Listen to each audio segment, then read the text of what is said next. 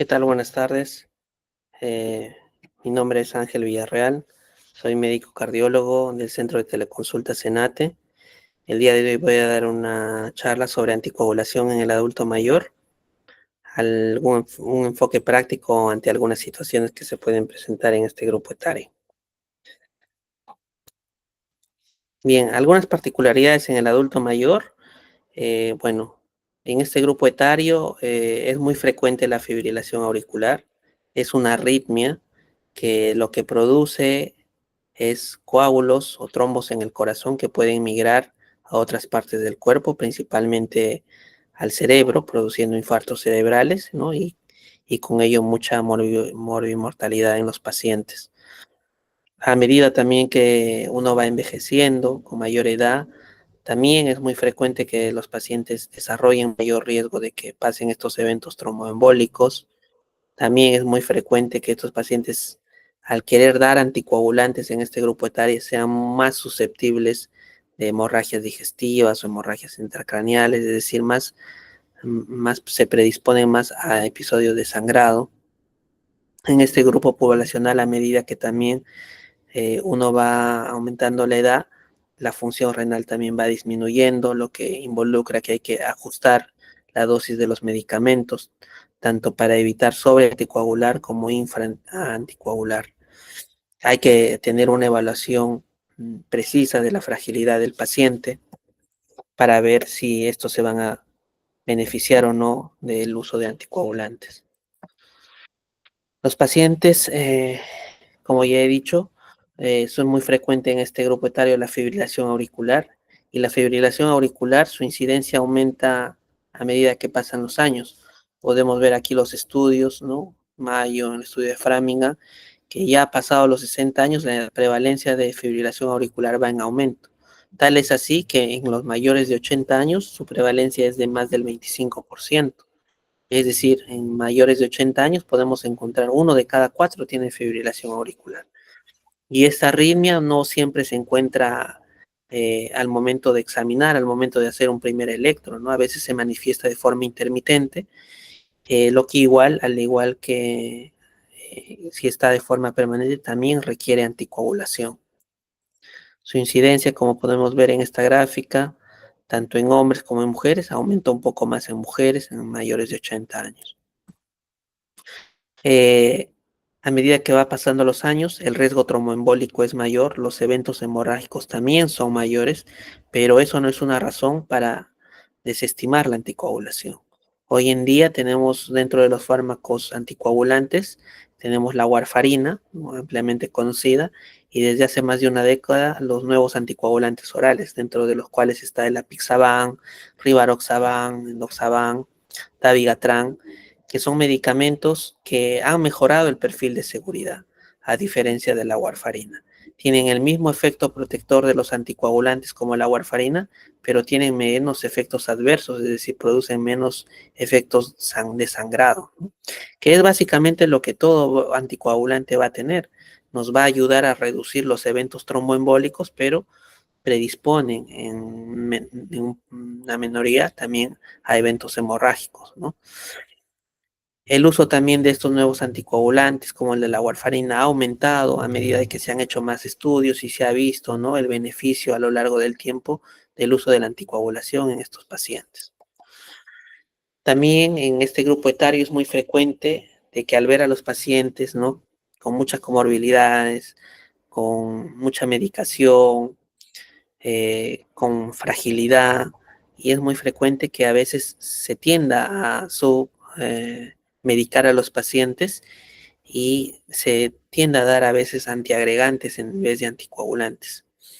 Y el dar antiagregación con aspirina, con clopidogrel, también ya ha sido estudiado y no se ha encontrado que los antiagregantes como la aspirina o clopidogrel tengan el mismo efecto de reducción de eventos tromboembólicos como la warfarina o los nuevos anticoagulantes orales.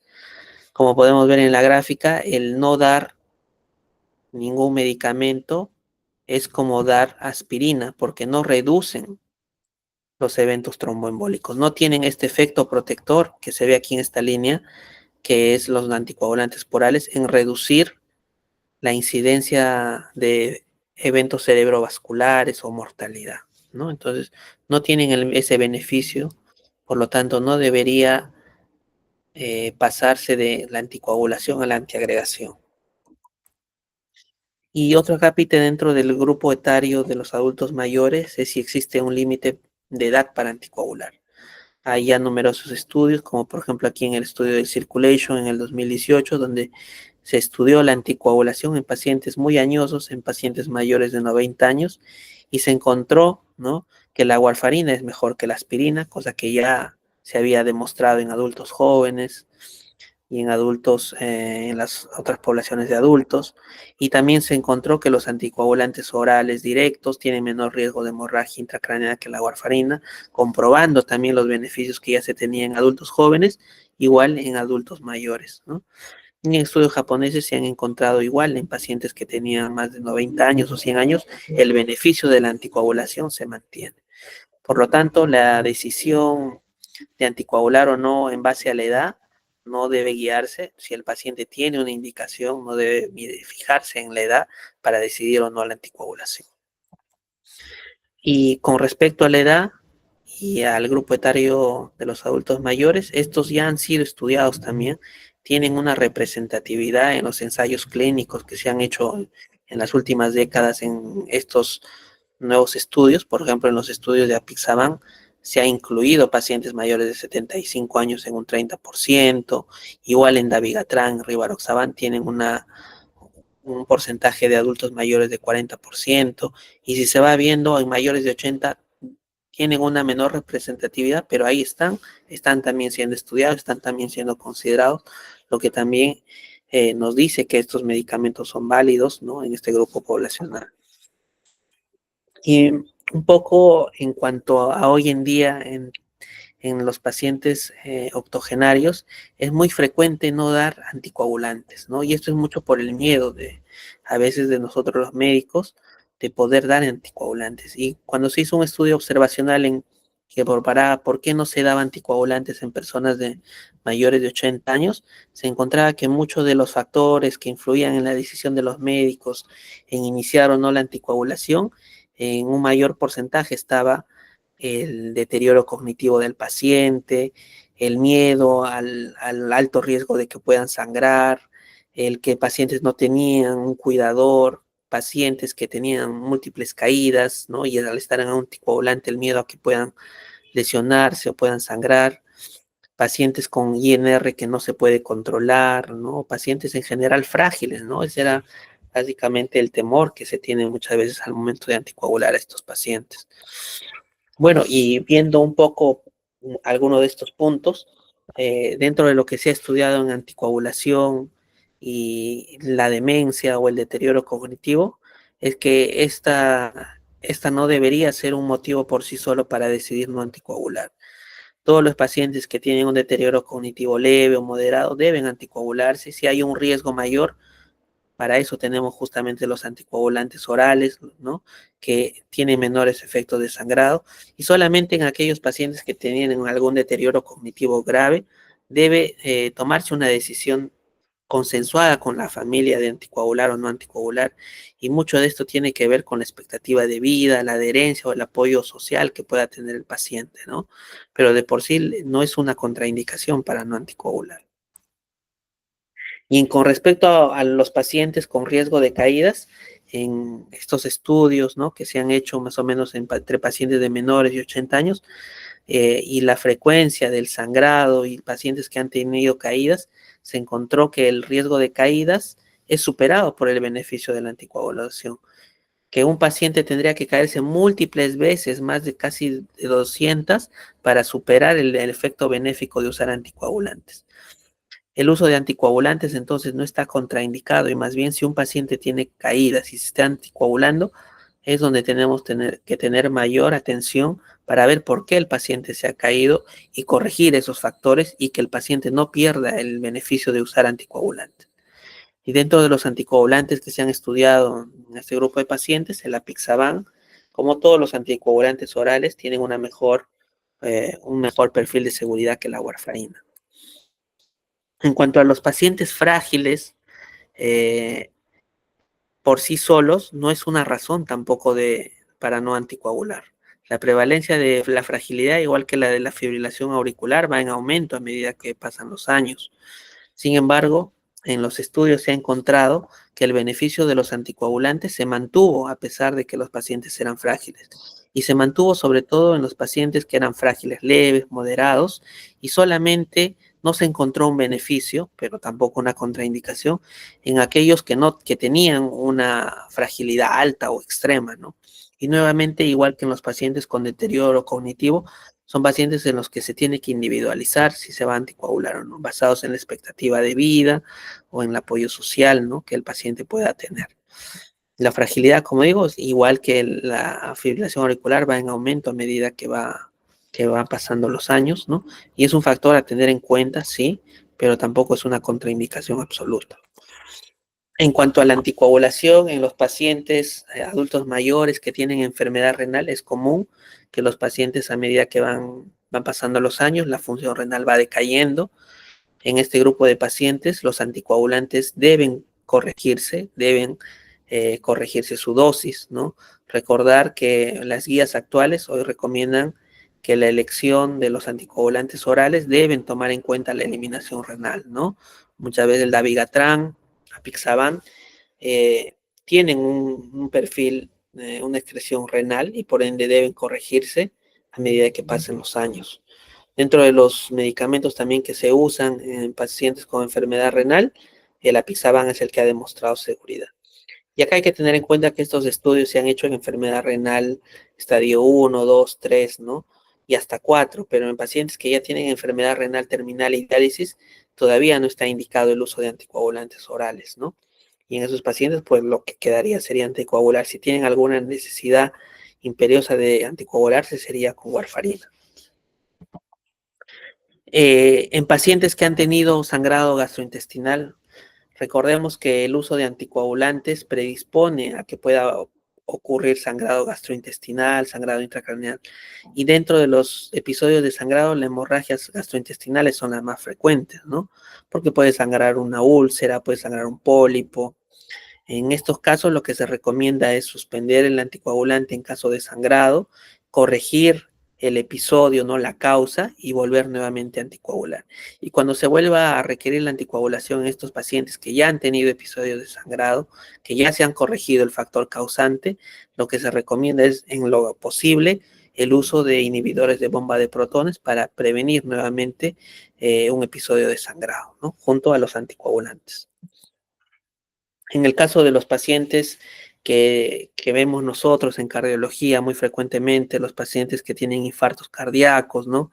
Y que muchas veces de estos pacientes se colocan stents, ¿no? La recomendación actual es que los pacientes, aparte de que tienen un infarto y tienen alguna arritmia, algún factor que necesite la anticoagulación, estos pacientes deben ir con antiagregación y un anticoagulante durante los 12 primeros meses, y posteriormente, ya al año del evento, la indicación es que solamente se queden con los anticoagulantes. Bien, en este grupo poblacional, lo que se ha encontrado también, aparte, como habíamos, tendencia al uso de dosis incorrectas de los anticoagulantes. Por ejemplo, podemos ver en esta gráfica cómo el uso de dosis correcta, ¿no?, de los diferentes medicamentos se muestra en verde, y cómo a veces en nuestra práctica clínica tendemos a dar baja dosis, dar un poco menos de lo que debe, y también en menor medida dar más de la dosis que corresponde, ¿no? Y esto es muy frecuente hoy día. Y esto se debe mucho a que muchos de los anticoagulantes que usamos varían mucho por las enfermedades, ¿no? Si no está bien controlada la presión, si el peso tampoco está bien controlado. Recordemos que a medida que los pacientes adultos mayores pasan la edad, también hay mayor efecto de disminución de peso, entonces por ende debe corregirse la dosis de los anticoagulantes. Y como hemos visto en la función renal, también a medida que van pasando los años, esta puede disminuir y también precisa nuevamente de corregir nuevamente la dosis, ¿no? Aquí podemos ver, ya para terminar en este último slide, en este penúltimo slide, perdón, ver un perfil de pacientes y qué anticoagulante se debe hacer. En esta charla no lo mencioné en un caso anterior, pero todos los pacientes que tienen válvulas mecánicas, ¿no? Asociados a fibrilación auricular o tienen una estenosis mitral moderada severa y que tienen la arritmia, el único anticoagulante probado es la warfarina, ¿no? Mientras que en todos los demás casos sí o sí se puede optar por los anticoagulantes orales, ¿no? Y acá podemos ver, por ejemplo, como hemos visto en la mayoría de la charla, en pacientes adultos mayores de 75 años con una condición de frágil o antecedentes de sangrado gastrointestinal, demencia, el que mejor ha demostrado seguridad de los nuevos anticoagulantes orales es el apixaban, en pacientes, por ejemplo, con enfermedad renal moderada severa, ¿no? Apixaban también nuevamente ha demostrado mejor efecto de uso junto a rivaroxaban. En pacientes que han tenido alto riesgo de sangrado gastrointestinal, apixaban tiene menos riesgo de sangrado, ¿no? Junto con dabigatran. Y en pacientes también que han tenido, por ejemplo, complicaciones, ¿no? Eventos trombóticos, solo en estos casos podría usarse dabigatran, ¿no? Como por ejemplo en aquellos pacientes que han tenido ACVs a repetición.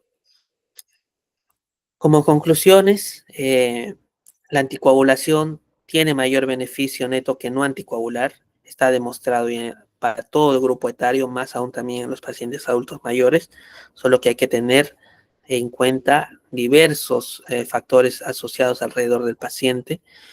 Saber que los anticoagulantes orales tienen una mejor eficacia y mejor seguridad comparado a warfarina, que los hace mucho más eficaces justamente en este grupo poblacional. La antiagregación no aporta ningún beneficio antitrombótico. Hay una tendencia a la subdosificación que se debe erradicar. Para eso debemos controlar el peso, la presión, la función renal.